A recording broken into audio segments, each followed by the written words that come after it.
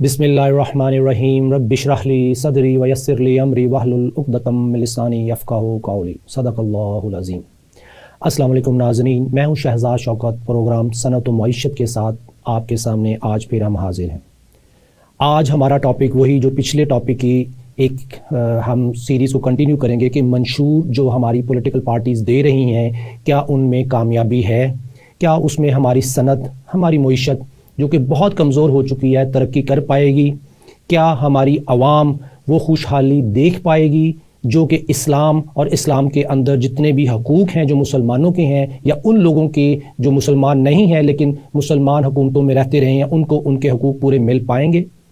ناظرین، پچھلے 70 سالوں سے 72 سالوں سے ہم دیکھ رہے ہیں کہ کچھ پولیٹیکل پارٹیز آ رہی ہیں، پھر درمیان میں وہ واپس جا رہی ہیں، پھر آ رہی ہیں، پھر جا رہی ہیں۔ یہ آنا جانا اور اس کے درمیان روٹی کپڑا مکان تاجر، ان سب کے بینیفٹ اور ان سب دعووں کے ساتھ پولیٹیکل پارٹیز اپنی کیا کہتے ہیں اس کو کرسی بدلتے رہے، لیکن ہماری معیشت ناظرین آج بھی کمزور ہے، ہماری صنعت آج بھی کمزور ہے، ہمارا عام پاکستانی آج بھی غریب ہے۔ ناظرین، 10 کروڑ پاکستانی ہیں جو غربت کی لکیر سے نیچے پہنچ گئے ہیں۔ 10 کروڑ کا مطلب یہ ہے کہ ہماری 50% پاپولیشن، باقی جو 50% پاپولیشن ہے اس میں جو 90% لوگ ہیں وہ اس سچویشن میں اپنی زندگی گزار رہے ہیں کہ آج کمائیں تو آج کھائیں۔ باقی جو اس میں 10% لوگ بچتے ہیں، جو 5% ہیں، وہ اس سسٹم کا حصہ ہیں جس میں کہ بینیفیشری ہیں گورنمنٹ آف پاکستان، بینیفیشری ہیں بینکس، بینیفیشری ہیں لینڈرز، بینیفیشری وہ بزنس طبقہ ہے جو کہ حکومتوں کے آنے اور جانے میں ملوث رہا۔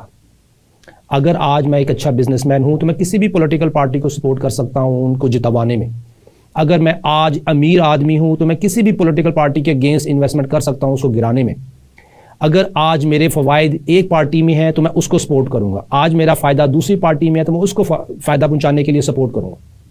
ناظرین، ایک انٹرنیشنل کانفرنس کال میں ایک اور کنسلٹنٹ سے بات ہو رہی تھی، اس نے کہا جناب ہم لوگ کاروباری لوگ یہ نہیں دیکھتے کہ کون سی پولیٹیکل پارٹی آ رہی ہے کون سی جا رہی ہے، ہم یہ دیکھتے ہیں جو پاور میں ہے اس کے ساتھ ہم اپنے بزنس بینیفٹس کیسے حاصل کر سکتے ہیں، وہ لاز وہ SROs جس کے تحت ہمیں فائدہ پہنچے ہم اس کے تحت آگے چلتے ہیں تاکہ ہم طاقت کا حصہ بھی بنیں اور اپنے کاروبار کو نقصان سے بھی بچائیں۔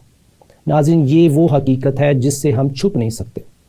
آج ہم پاکستان کی صنعت کو دیکھیں، معیشت کو دیکھیں، ہم عام پاکستانیوں کو دیکھیں، آپ کو یاد ہوگا ناظرین 2020 اور 21 میں جو بجٹ آیا تھا اس میں ہماری انکم صرف 3700 ارب تھی۔ اسی سال میں جو ڈیمانڈ آف گرانٹس کیبنٹ میں اپروول کے لیے آئیں اس میں یہ اپروو کیا گیا، یہ اپروول دی گئی کہ 18,800 ارب 18,914 ارب کی پیمنٹ کی جائیں گی۔ ناظرین، 3,700 ارب کا ہمارا انکم اور 18,000 ارب کی ہمارے ایکسپنس ہماری پیمنٹ، تو ہمارا ڈیفیسٹ 15,000 ارب ہے، 5 time more then our income. اسی طریقے اگلے مسئلے میں چلیں کہ اگلے سال 2021-22 میں ہماری انکم 3700 ارب سے بڑھ کے 4,497 ارب ہوگی ناظرین، لیکن ہماری جو ڈیمانڈ آف گرانٹس کے تحت پیمنٹ اپروو ہوئیں، جو خرچے اپروو ہوئے، جو سود پیمنٹ کرنا تھا، جو سودی قسطیں دینی تھیں لون کی، ان کی پیمنٹ ٹوٹل دیکھیں تو وہ 31,880 ارب تک پہنچی۔ ہمارے پاس 31,880 ارب روپے نہیں تھے لیکن ہم نے اپنا گزارا کرنے کے لیے وہ پیمنٹ ڈیلے کی۔ اس کے بعد ہم نے کیا کیا، 2022 اور 23 کی حکومت نے جو بجٹ دیا وہ 4,904 ارب روپے، لیکن اسی سال میں جو پیمنٹ تھیں وہ 47,247 ارب دی گئیں۔ ناظرین، 47,247 ارب کی پیمنٹ اور 4,900 ارب کی انکم، اور اس سال 6,800 ارب کی انکم، اور ہماری ڈیمانڈ آف گرانٹ کے تحت ہمارے پاس کوئی 45,000 بلین ہماری پیمنٹس ہیں۔ یہ ہمارا اتنا بڑا گیپ ہے۔ مثال دیتا ہوں کہ اگر ہماری انکم 100 روپے اور ہمارا ایکسپینس 500 روپے ہو تو ہم گھر نہیں چلا سکتے۔ اس وقت کسی بھی پولیٹیکل پارٹی نے اپنے منشور میں یہ نہیں لکھا کہ ہم عام پاکستانیوں کی انکم اس طریقے سے بڑھائیں کہ یہ ہمارا جو ڈیفیسٹ اتنا بڑا ہے 5 ٹائم سے 20 ٹائم تک جو چلا گیا، اس کو ہم کیسے کم کریں گے۔ کسی پارٹی نے یہ منشور میں نہیں لکھا کہ ہم آنے والے بجٹ میں کیا کیا مراد دیں کہ عام پاکستانی کی انکم بڑھے. دیکھیں گورنمنٹ آف پاکستان کا ریونیو ناظرین اس وقت بڑھے گا جب عام آدمی کی انکم بڑھے گی. اگر ہماری گورنمنٹ نے ہم سے 40,000 ارب کا ٹیکس لینا ہے تو اسے گورنمنٹ آف پاکستان کو پاکستانیوں کی انکم 1 لاکھ ارب کرنی پڑے گی. اس کو عام فہم لینگویج میں لے لیں. اگر میں نے ایک ملازم گھر میں رکھا اپنی کمپنی کو چلانے کے لیے، سیل مین رکھا، اگر وہ مجھے 1 لاکھ روپیہ کما کے لا کے دے گا تو میں اس کو 50,000 سیلری دوں گا.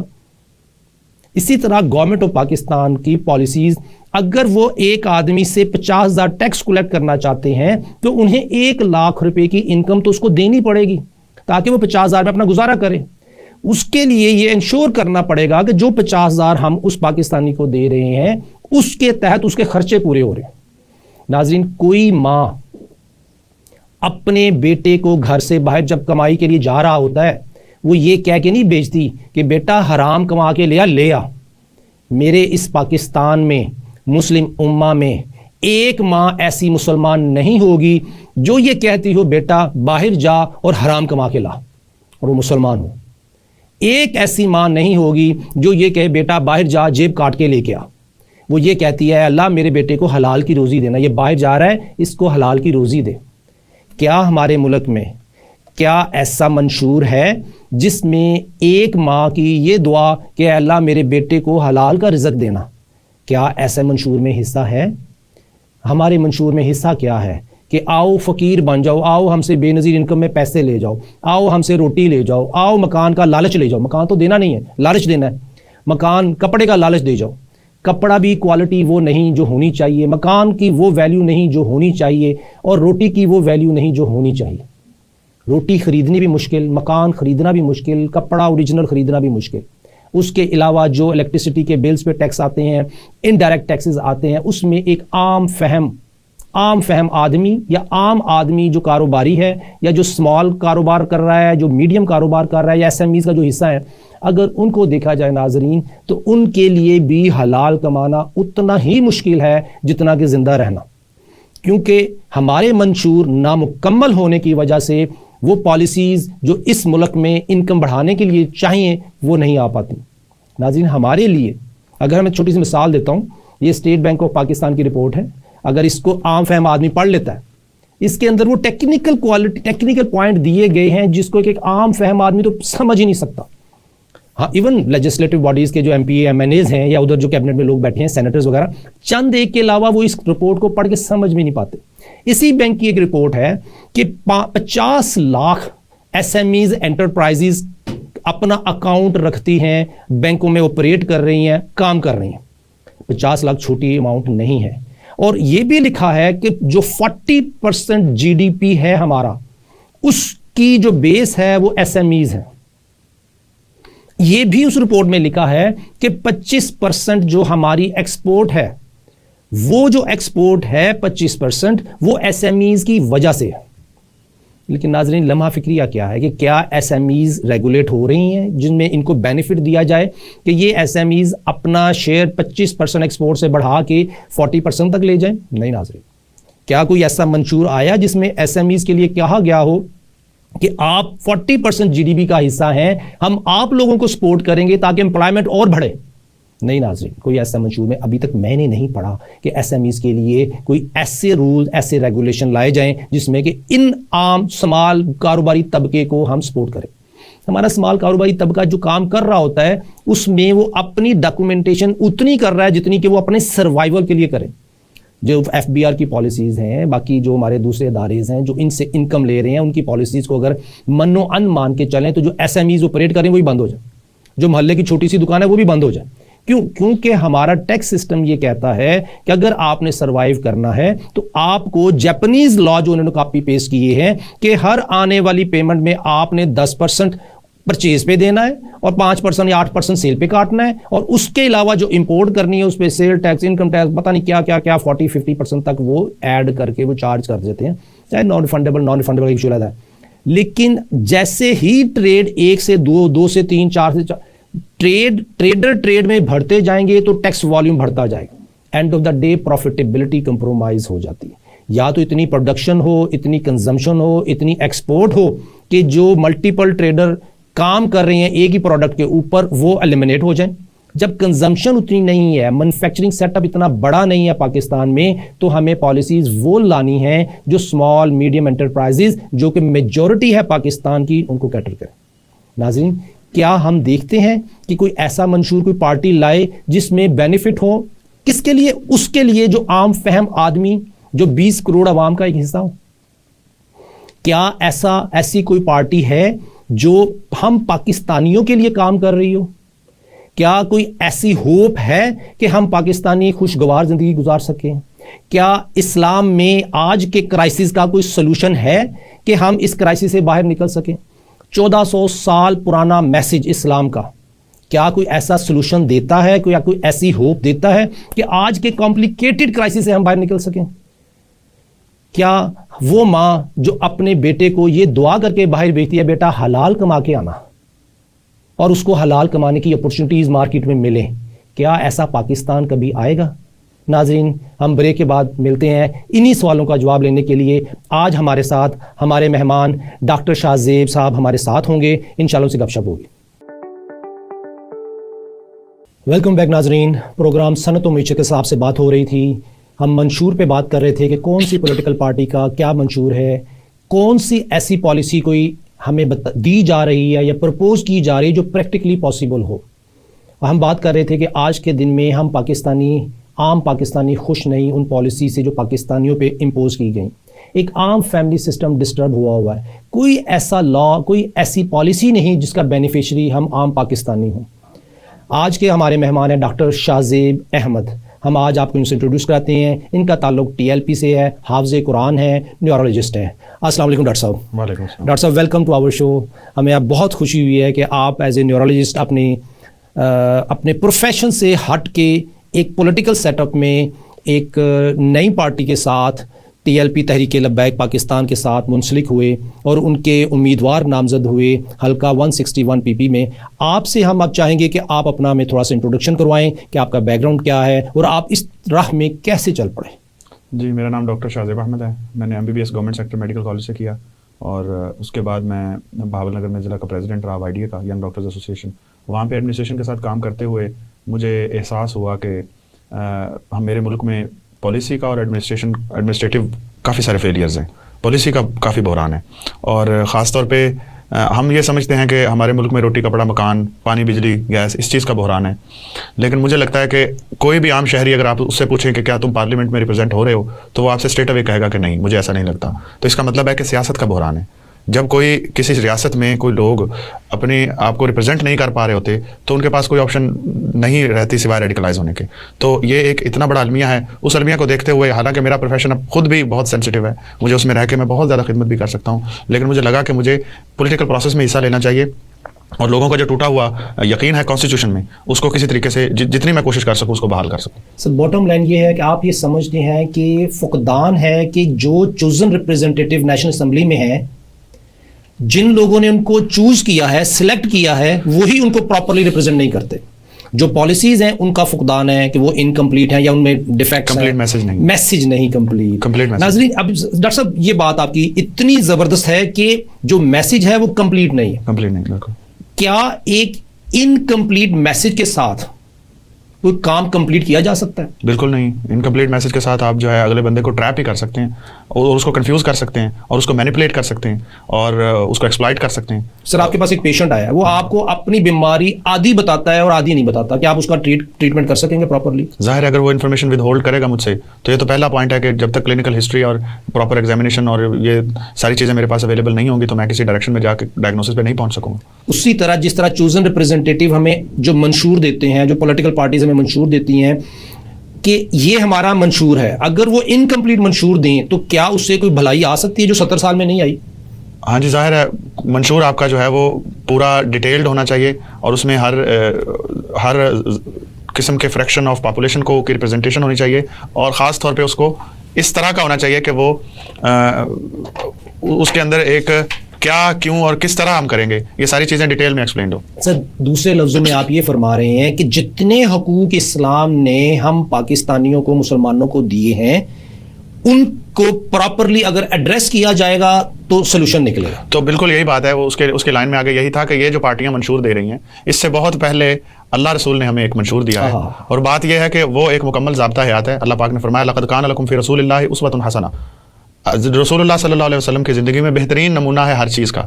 قرآن پڑھا ہوا اتارا گیا ہمارے اوپر, اور اس میں ہر چیز کو ڈیٹیل میں ایکسپلین, اس کے بعد اس کو پریکٹیکلی کر کے نبی پاک صلی اللہ علیہ وسلم نے بیان فرمایا ہمارے سامنے. اور وہ کسی بھی کتاب میں آپ اٹھا کے دیکھ لیں تو دنیا کے بہترین انسانوں میں سب سے پہلا نمبر ہمارے نبی پاک صلی اللہ علیہ وسلم کا آتا ہے. پھر اللہ پاک نے فرمایا الیوم اکملت لکم دینکم واتممت علیکم نعمتی ورضیت لکم الاسلام دینا. آج ہم نے آپ پر اپنی نعمت تمام کر دی. جب اتممت علیکم نعمتی اللہ پاک فرما رہا ہے تو وہ نعمت تمام کرنے کا یہی مطلب فرما رہا ہے کہ ہم نے آپ کو زندگی گزارنے کا اور ایکسپلائٹیشن سے بچنے کا اور دوسروں کو ایکسپلائٹ نہ کرنے کا مکمل میسج تیار کر کے اکملت لکم تمہارے لیے کمال کر کے مکمل کر کے دے دیا, اور تمہارے اوپر اس کی نعمت جو ہے اتممت علیکم نعمتی, اپنی نعمت ہم نے تمام کر دی. جس طرح پہلوں پہ ہم نے کی تھی, جس طرح بنی اسرائیل کو, جس طرح پچھلے انبیاء کو اللہ پاک نے پراپر پورا میسج دیا تھا, اسی طرح ہمیں بھی قرآن مجید میں پراپر میسج کے ساتھ وہ معیشت ہو, وہ کوئی بھی زندگی کا آپ جو ہے زندگی کا کوئی بھی پہلو دیکھ لیں, اس میں آپ دیکھیں کہ اللہ پاک نے ہمیں پورا کمپلیٹ میسج دیا ہے, اور جس کو یہ آج کل کی پولیٹیکل پارٹیز جو ہیں وہ کسی بھی طریقے سے سفائس نہیں کر سکتی.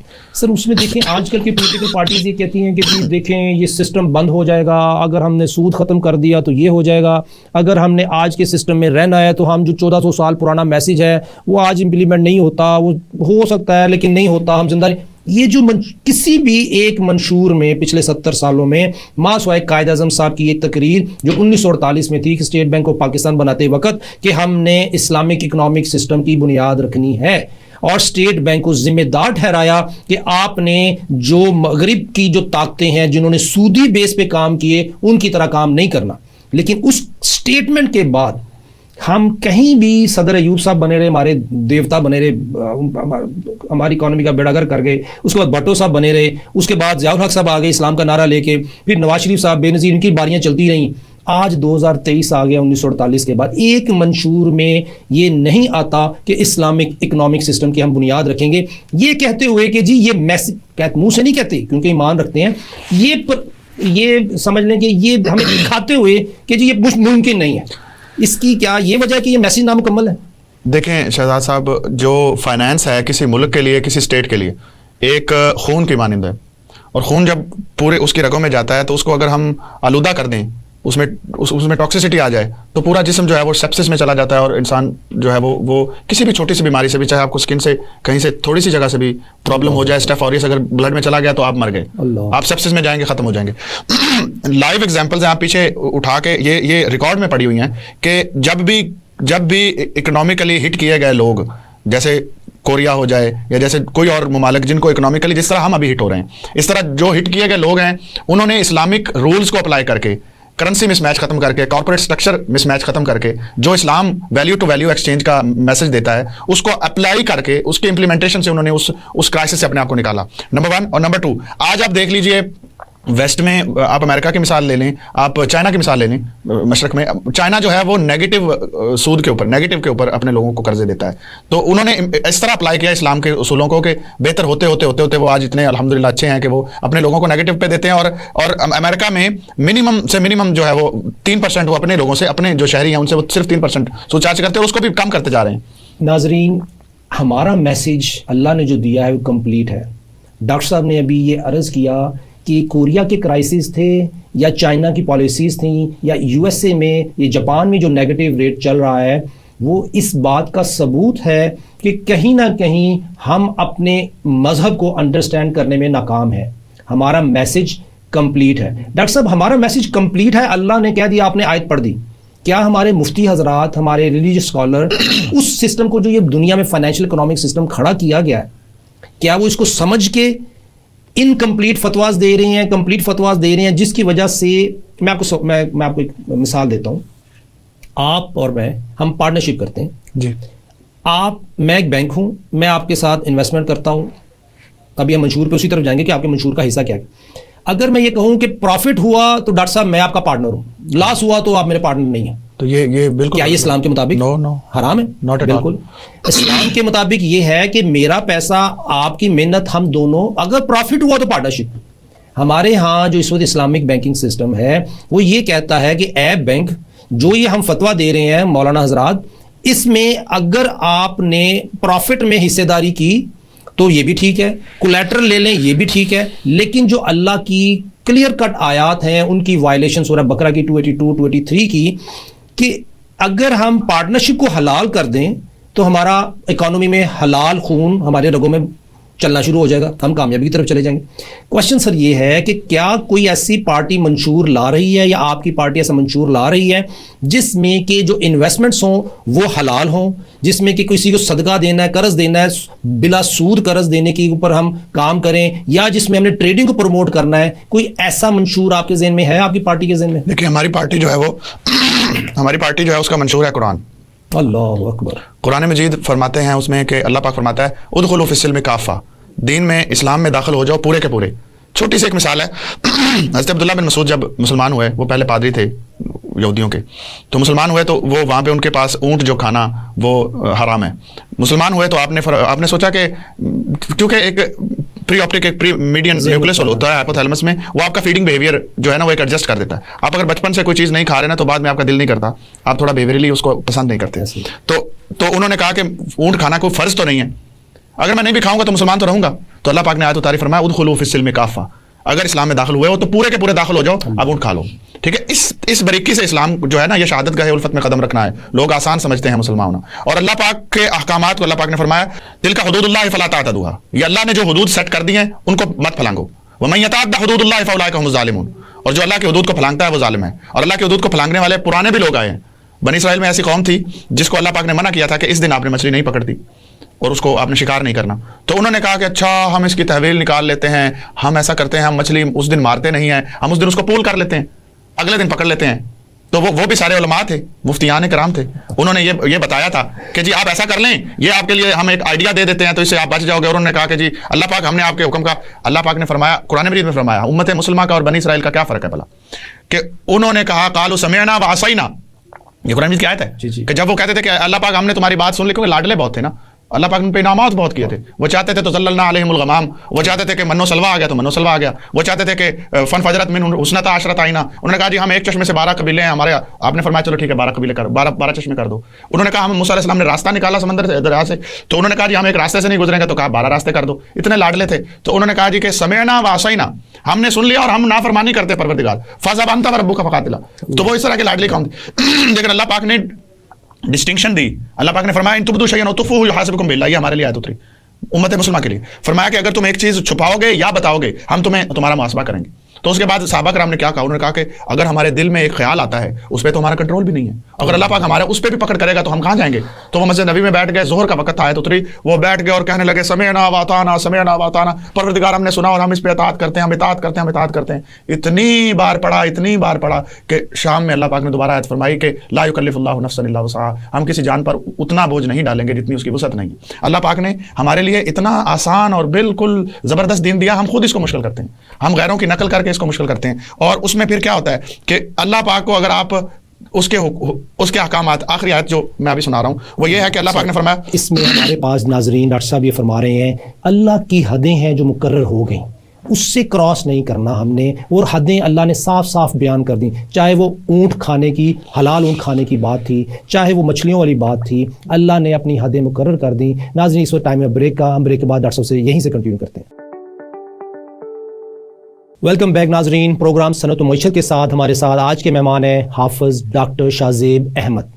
ان کے ساتھ بات ہو رہی تھی بریک جانے پہلے کہ اللہ کی حدیں ہیں جو اللہ نے مقرر کر دیں۔ ڈاکٹر صاحب اللہ کی حدوں پہ ہم بات کر رہے ہیں کہ اللہ نے معاشی طور پر بھی حدیں مقرر کر دی ہیں، اگر ہم اس کو کراس کریں گے تو ہم اللہ کے ساتھ جنگ میں جاتے ہیں، اللہ کی نافرمانی میں جاتے ہیں، حضور صلی اللہ علیہ وسلم کی نافرمانی میں جاتے ہیں۔ آپ حافظ قرآن ہے ماشاءاللہ، آپ کے پاس اس کا علم ہے تفسیر کا، آپ ہمیں تھوڑا سا اس کے اوپر بتائیں کہ اللہ کی جو حدوں کی آپ بات کر رہے ہیں وہ کہاں تک ہے، کہ کہاں تک ہمیں رخصت ہے اور کہاں تک ہم اللہ کی حدوں میں رہ سکتے ہیں، کہاں ہم حد سے باہر نکلیں تو ہم نافرمانوں میں ہو جاتے ہیں؟ جی سر، دنیا میں آج تک جتنے بھی مذاہب اتارے گئے ہیں وہ فائنینشیل اور سوشل جسٹس کو قائم کرنے کے لیے اتارے گئے ہیں۔ فائنینشیل جسٹس، میزلوز ہائرارکی بھی آپ دیکھ لیں، اس میں سب سے نیچے جو ہے، سب سے پیرامڈ میں سب سے نیچے سوشل اینڈ فائنینشیل جسٹس آتا ہے۔ تو اللہ پاک کسی وما ربک بظلام للعبید، اللہ پاک نے حدود اس لیے نہیں لگائیں کہ لوگوں پہ ظلم ہو، اللہ پاک نے لوگوں کو ریلیف دینے کے لیے, سب کو پراپر برابری دینے کے لیے اور برابر اکنامک ریپرزنٹیشن دینے کے لیے حدود مقرر کی ہیں. پہلی تو یہ بات ہے کہ ہم حدود کو یہ نہ سمجھیں کہ یہ کوئی ہمارے اوپر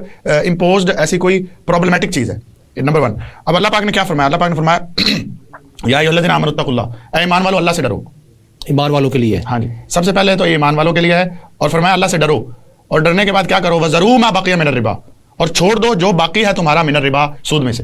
اب حضرت عباس جو نبی پاک صلی اللہ علیہ وسلم کے چچا ہیں, ان کا تقریباً 1.25 کلو یا 1.5 کلو سونا صرف سود میں بنتا تھا. تو وہ کتنی اماؤنٹ تھی, اور اس طرح بہت سارے لوگوں کا بنتا تھا. یہ تو میں نے ایک ایگزامپل دی. آپ نے اللہ پاک نے فرمایا ضرور ماں باقی میں بات, انہوں نے چھوڑ دیا اور کہا کہ جو آپ کا مول ہے وہ لے لو واپس. فرمایا یا ایھا الذین آمنوا اتقوا اللہ وذروا ما بقی من الربا ان کنتم مؤمنین. پہلے مومنین کو ایڈریس کیا, اور پھر کہا کہ اگر تم مومنین رہنا چاہتے ہو تو ضرور ما بقی من الربا. 2 دفعہ فرمایا اور نصیحت ڈال دی کہ آپ دیکھیں, پہلے ایمان والوں کو ایڈریس کیا, کیا ایمان والو ہم آپ سے ریکویسٹ کرتے ہیں, حکم دیتے ہیں, آپ ضرور ما بقی من الربا, اور پھر اگر نہیں چھوڑو گے تو پھر کیا تم مومنین نہیں رہ جاؤ گے. فَإِن لَمْ تَفْعَلُوا, اگر یہ نہیں کرتے ہو تو فَأْذَنُوا بِحَرْبٍ مِّنَ اللَّهِ وَرَسُولِهِ. اب اردو ایک چھوٹی زبان ہے, وہ اس ایکسپریشن کو پراپر ایکسپلین نہیں کر پاتی, لیکن فَأْذَنُوا کا مطلب یہ ہے کہ اللہ پاک اس طرح لا تعلقی کا اظہار کر رہا ہے کہ فَأْذَنُوا کہ ٹھیک ہے, پھر آپ کو اجازت ہے, تم لوگوں کو اجازت ہے, پھر لڑ لو اللہ اور رسول سے. بحرب من اللہ و رسولہ, تو اللہ اور رسول سے جنگ کے لیے پھر آپ کو اجازت ہے, یعنی کہ اللہ کی حد کراس کرنے پہ اجازت ہے, اللہ کے ساتھ جنگ کرنے کی تیار ہو جائے. ہاں, اور وہ آپ دیکھ لیں ہماری حالت, ہم کتنے ڈیٹ میں جاتے ہیں, ہم کس طرح ہمارا ڈالر 20 ارب روزانہ کا سود ہم دے رہے ہیں آج. اب سود کی بھی 2 قسمیں ہوگی ڈاکٹر صاحب. ایک ہے وہ جو مولانا تقی عثمانی صاحب نے حلال کا فتویٰ دے دیا کہ یہ سود حلال ہے, اگر میزان بینک سے سود ہوگا تو وہ حلال ہے, اگر نیشنل بینک سے ہے تو وہ حرام ہے, اگر اسلامک ونڈو سے ہے تو حلال ہے. اگر اس سے سر کیا یہ کہ سور کو بکری کی کھال پہ نہ کے یا ہیلے سے, جس طرح مچھلیوں والا ہیلا تھا, اس کا ہیلا کر کے جو وہی کام کر رہا ہو بینک, تو فتویٰ کے تحت کیا ہم اس کو حلال کنسیڈر کر کے اللہ کی حدوں میں رہیں گے؟ نہیں, اللہ پاک نے جو فرمایا اللہ کی حدود ہیں وہ وہی حدود ہیں, اس کے بعد کسی بندے کی کوئی ہیچ نہیں ہے. سر میں ہیلا کرتا ہوں نا, مولانا تقی عثمانی صاحب کے پاس جاتا ہوں کہ سر یہ مجھے شریعہ کمپلائنس کرنے کو ٹھپا لگا دیتے ہیں. ہیلے تو حضرت صالح علیہ السلام کی اونٹنی کو کاٹنے کے لیے بھی لوگوں نے ہیلے کیے, ان کے بچڑے کو, ٹھیک ہے. ہیلے تو پچھلی امتوں نے بہت سارے ہیلے کیے, اور ان کے انجام اللہ پاک نے قرآن میں واضح لکھے ہیں. وہ کن کے لیے لکھے ہیں؟ اللہ کو کیا ضرورت تھی کہ وہ پچھلے ساری امتوں کے ہیلے بیان کرتا, تو وہ ہیلوں کے لیے قرآن بھرتا رہتا اور کہتا کہ انہوں نے جی مچھلی میں نے ان کو منع کی تھی تو انہوں نے ہیلے سے پکڑ لی. وہ جو حرمت والے مہینے تھے 4 مہینے, وہ جو حرمت والے کبھی نمبر آگے کرتے تھے کبھی پیچھے کرتے تھے, اس میں بھی ہیلا کرتے تھے, اور اپنی مرضی سے کرتے تھے. اللہ ہم نے 4 مہینے پورے کر دیے, بس ٹھیک ہے آگے پیچھے ہو گئے, کوئی مسئلہ نہیں. اللہ کو ہیلو نہیں چاہیے, آپ چونا دیوار پہ لگا سکتے ہو, آپ اللہ کو چونا دیوار پہ چونا لگاؤ, اللہ کو نہیں لگاؤ. ہم اللہ کو چونا نہیں لگا سکتے, لیکن مولانا ہمارے جو اسلامک بینکنگ کے مفتی ہیں وہ تو چونا لگانے پہ لگے ہوئے. وہ مفتیان کرام کا اپنا, ہماری پارٹی کا جو کلیئر کٹ میسج ہے وہ اس چونے کے ساتھ مترادف نہیں ہے. ہم اس چونے کو دیکھتے ہیں کہ دیکھیں جو قرآن ہیلا پہ آپ بلیو نہیں کر رہے. اس کا مطلب ہے کہ آپ کی پارٹی کا منشور یہ ہے کہ جب آپ کو اگر اللہ نے چاہا اور آپ کو مل گئی حکومت, آپ کو یہ ذمہ داری مل گئی, تو آپ جو اسلام کی اوریجنل کمپلائنس ہے, جو شریعہ کمپلائنس ہے, اس کے اوپر آپ کے اوپر بہت بڑی ذمہ داری ہے. 1400 سال گزر گئے ہیں, اب تکافل آ گیا. 1400 سال سے پہلے کوئی محدثین نہیں گزرے, کوئی فتاوا نہیں گزرے, بہت سے گزرے. محدث دہلوی عبدالحق صاحب نہیں گزرے, کتنے سارے لوگ گزرے ہیں. کیا ان کو تکافل نظر نہیں آیا؟ آج ہی لوگوں کو تکافل نظر آنا تھا. اور آپ اس سے یہ نہ سوچ, جب ہم کہتے ہیں اسلام پاکستان اور عوام, تو ہم جب اسلام کا نام لیتے ہیں تو وہ پورے 1400 سال والا اسلام ہے. وہ ترکوں کا بھی ہے, وہ عربوں کا بھی ہے, وہ سارے لوگوں نے فالو کیا ہے نا. تو جس طرح انہوں نے ہم کو نئی چیز نہیں بتا رہے سر آپ کو, ہم ایسا نہیں کہہ رہے کہ ہم کو نئی چیز, یہ نہیں ان کو ہٹاؤ اور ہم نئی چیز لے, ہم نئی چیز نہیں. دیکھیں ہمارے پاس شورا ہے, ہمارے پاس لوگوں کے تھنک ٹینکس ہیں, وہ سارے لوگ بیٹھتے ہیں, وہ ہر ایک قرآن مجید سے آیات سے نکال کے کرتے ہیں. لیکن جو ہمارے مکاتب فکر میں ہمیں ابھی تک پڑھایا سمجھایا گیا, میں تو اس کے ایز این انڈیویجول, میں یہ بھی آپ کو بتا دوں, یہ میں آپ کو ایز این انڈیویجول جو ہمارے مکاتب فکر میں ہمیں پڑھایا جاتا ہے اس کا میں آپ کو بتا رہا ہوں کہ قرآن و حدیث میں جو حدود اللہ نے مقرر کی, اس آیت کی آگے ڈیفینیشن میں نبی پاک صلی اللہ علیہ وسلم نے پھر کئی ساری 150 تقریباً آپ کو سیاستہ میں حدیث مل جائیں گی. حضرت اسامہ بن زید کی حدیث ملے گی, آپ نے بار زید بن حارثہ کلبی کے بیٹے ہیں اور نبی پاک صلی اللہ علیہ وسلم کے بڑے لاڈلے ثابت ہیں اور بہت میت میں رہے. جی تو آپ بار فرماتے تھے سود صرف ادھار میں ہے, سود صرف بار متواتر حدیث آتی ہے. آپ کہیں سے بھی کوئی بھی ریفرنس سے لے لیں, آپ اصول دین شیعوں نے اکٹھے کیے, اب فقہ جعفریہ میں یہی حدیث تواتر کے ساتھ آپ کو مل جائیں گے. آپ یہ خارجیوں نے الگ سے اپنے اصول دین اکٹھے کیے نا, ان کے پاس آپ کو تواتر سے یہی حدیث مل جائیں گی. ہمارے لوگوں نے, ہمارے ائمہ نے جہاں سے اکٹھے کی وہاں سے بھی آپ کو تواتر سے یہی بار ملے گا. سود صرف ادھار میں ہے, آپ نے ویلیو ایکسچینج کرنی ہے, فوراً کریں. آپ نے جتنا سونا دینا ہے اتنا سونا لیں, فوراً لیں, ہاتھوں ہاتھ لیں. کل کے اوپر نہ چھوڑیں. چاندی دینی ہے چاندی کے بدلے چاندی لیں. تو کسی صحابی نے ایک قسم کی کھجور دے کے دوسری قسم کی اچھی کھجور کم کھجور جو ہے وہ لے آئے. تو نبی پاک صلی اللہ علیہ وسلم نے فرمایا کہ اس طرح ویلیو ڈٹرمن نہیں ہوتی. ویلیو ڈٹرمن کرو پہلے اس کی مارکیٹ ویلیو کرو, پھر بارگن کر کے دوسری خریدو. ٹھیک ہے. نبی پاک صلی اللہ علیہ وسلم نے اس لیے یہ تمام قوانین وضع کیے تھے کیونکہ پہلے اس سے پہلے عرب کے معاشرے میں فائنینشیل کرائم بہت زیادہ تھا, اور اس فائنینشیل کرائم کی وجہ سے اشرافیہ بہت اوپر چلی گئی تھی, اور اس وقت بھی لوگ غلامی ادھر غلامی ادھر غلامی کیوں جا رہے تھے, اور وہی اب دوبارہ ہمارے ساتھ پیٹرن ریپیٹ ہو رہا ہے. سر آج بھی ایک طبقہ غلام در غلام ہے سسٹم کا, اور ایک حکمران جو امیر طبقہ ہے وہ حکمران در حکمران, وہ حکمران ہی ہے, اور نسلوں سے نسلیں حکمران آ رہی ہیں. ہم جو ہیں اس وقت عام پاکستانی وہ سسٹم کا بھی غلام ہے, ان امیروں کا بھی غلام ہے. مجھے اس طرف سے 2 منٹ ہمارے پاس ہے کہ پروگرام ختم ہونے میں ہمیں یہ بتائیں کہ کیا فائنینشیل کرائم میں کوئی رخصت مل سکتی ہے کسی فتوے کے تحت یا کسی بھی تحت, کہ ہمیں یار ڈنڈی مارنی ہے, میں ملاوٹ کر رہا ہوں. میں آپ کو اس کی گریوٹی بتا دیتا ہوں سر. حضرت امام حسین رضی اللہ تعالیٰ عنہ کے بارے میں لوگ سارا آپ دنیا میں کسی بھی مسلمان سے پوچھ لو وہ کہے گا میں حسینی ہوں, کوئی بھی آپ کو یزیدی نہیں کہے گا. اچھا حضرت امام حسین کا موٹو کیا تھا؟ انہوں نے 6 ماہ کا بچہ حضرت علی اصغر میدان میں لے جا کے ذبح کیوں کروایا؟ مقام بیضا پہ کربلا سے پہلے ایک مقام ہے, وہاں آپ نے زور کی نماز پڑھائی اور پھر فرمایا, پھر کھڑے ہو کے آپ نے خطبہ ارشاد فرمایا اور کہا میں نے اپنے نانا جان سے سنا کہ تمہارے میں سے کوئی بھی شخص ایسے غاصب یا ظالم حکمران کا وقت پائے جو اللہ کی حرام کی ہوئی چیزوں کو حلال کرتا ہو. اللہ یہ دیکھ لیں آپ, یہ جو آپ کے پاس تحویلیں نکل رہی ہیں. چلو اللہ کی حرام کی ہوئی چیزوں کو حلال ان کے پاس بھی مفتی تھے, ان کے قاضی نے فتویٰ دیا تھا امام حسین کے قتل کا, پتہ ہے آپ کو؟ قاضی نے فتویٰ دیا تھا. تو آج پھر قاضی کو آپ مانو گے یا امام حسین کی بات کو مانیں گے؟ امام حسین. اچھا پھر حضرت امام حسین نے اس میں کہا کہ وہ جو غاصب حکمران ہے اس کی نشانی کیا ہے؟ اللہ کی حرام کی ہوئی چیزوں کو حلال کرتا ہو اور بیت المال کو اپنی مرضی سے استعمال کرتا. اللہ اکبر. ناظرین یعنی کہ فائنینشیل کرائم. تو فائنینشیل کرائم اتنا بڑا کرائم ہے جس کے اگینسٹ حضرت امام حسین نے اپنا پورا خانوادہ شہید کروایا. بچوں کو نہیں رخصت ملی اور خواتین کو بھی رخصت نہیں ملی. آپ کو ڈر نہیں تھا؟ آج لوگ کہتے ہیں کہ ہماری خواتین کو لوگ اٹھا لیتے ہیں, ویڈیو بناتے ہیں, یہ ہو جاتا ہے وہ ہو جاتا ہے. کیا حضرت امام حسین کو اس کا خوف نہیں تھا؟ ناظرین ڈاکٹر صاحب نے جو آخر میں باتیں کی کہ ہمیں کسی قسم کی کوئی رخصت نہیں ہے. ناظرین ڈاکٹر صاحب یہاں فرما رہے ہیں کہ اللہ نے حدیں مقرر کر دیں, فائنینشیل کرائم کی کوئی گنجائش نہیں, کوئی رخصت نہیں اسلام میں کہ فائنینشیل کرائم کو پروموٹ کیا جائے. کسی بھی ہیلا کے تحت فائنینشیل کرائم کی اجازت نہیں. ایک آدمی دوسرے آدمی کی ویلتھ نہیں کھا سکتا, چاہے وہ سودی ٹرانزیکشن ہے چاہے ٹریڈ ٹرانزیکشن ہے. ڈنڈی نہیں ماری جا سکتی. دودھ میں پانی ملاوٹ کرنے والا ہم میں سے نہیں, یہ کلیئر کٹ احادیث ہیں. فائنینشیل کرائم کی گنجائش نہیں, یہ موٹو ہے ڈاکٹر صاحب ان کی تحریک کا, TLP کا, کہ ہم اپنی آنے والی حکومت میں جب اللہ تعالی ہمیں موقع دے, اگر یہ ان پہ ذمہ داری آئی تو وہ دین کی حکومت کے لیے کام کریں گے اور دین کو تخت پر لے کے آئیں گے اور دین کی سر بلندی کے لیے کام کریں گے, اور اس میں فائنینشیل کرائم کے لیے کوئی رخصت نہیں. ہم بہت مشکور ہیں ڈاکٹر صاحب کے کہ آج انہوں نے ہمیں ٹائم دیا. ڈاکٹر صاحب انشاءاللہ اگلے پروگرام میں آپ سے پھر ملاقات ہوگی. ناظرین ہمیں اجازت دیجیے, اللہ حافظ.